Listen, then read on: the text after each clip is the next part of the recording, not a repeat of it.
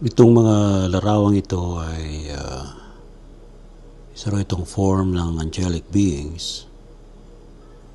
Kapag isa-search nyo sa internet, ito yung mga seraph hierarchy. Sila raw yung may pinakamalapit sa trono ng poong lumikha. Ayan, binabanggit dito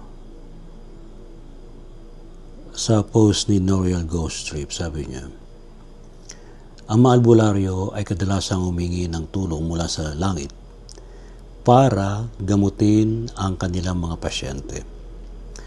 Sinasabi nila na nakikita nila ang mga anghel, at meron pa akong narinig na ang mga anghel daw ay mga matatangkad na nilalang na may makikisig na katawan at malaki at mahabang mga pakpak at may mga hawak na sandata o espada.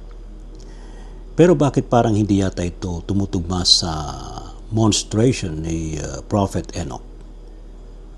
Curious lang, gusto ko malaman. Okay, so ito yung tanong ni Noriel sa kanyang post about angelic beings, about kung bakit ganun ang itsura ng angel sa Book of Enoch.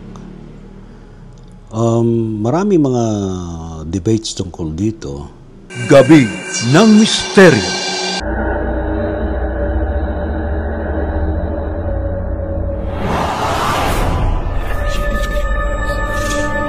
Encounters, mga sightings ito. Doon ba'y palatandaan na talagang malapit na? Mga experience, so meron kayong sightings ng mga UFO. Higher beings, especially to the universe you call God. Innumerable company of angels beyond human comprehension.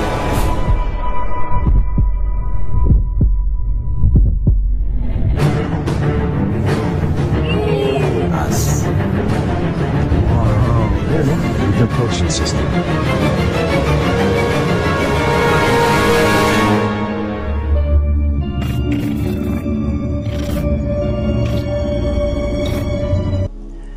Mga kamisteryo, ngayong gabi ito pag-usapan natin tungkol sa mga karanasan, encounters with angelic beings. Ano ba ang nabago sa buhay ng mga nakaranas at nakakita sa kanila? Nagkaroon ba ng mabuting pagbabago?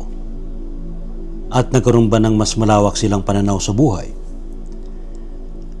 Anong pagkakaiba ng mga tinasawag na angelic beings sa sinasabing mga anghel na bumaba sa lupa at nakipagniig sa tao sa mga sinaunang panahon? Anong pagkakaiba ng mga guardian angel, archangel, seraphim, cherubim at iba pang mga angelic beings sa kaharian ng pong lumikha o Panginoong Diyos? May mga guest tayo tonight na magbibigay ng kanilang mga karanasan tungkol sa mga angelic beings at ilalahad sa atin ano bang itsura nila.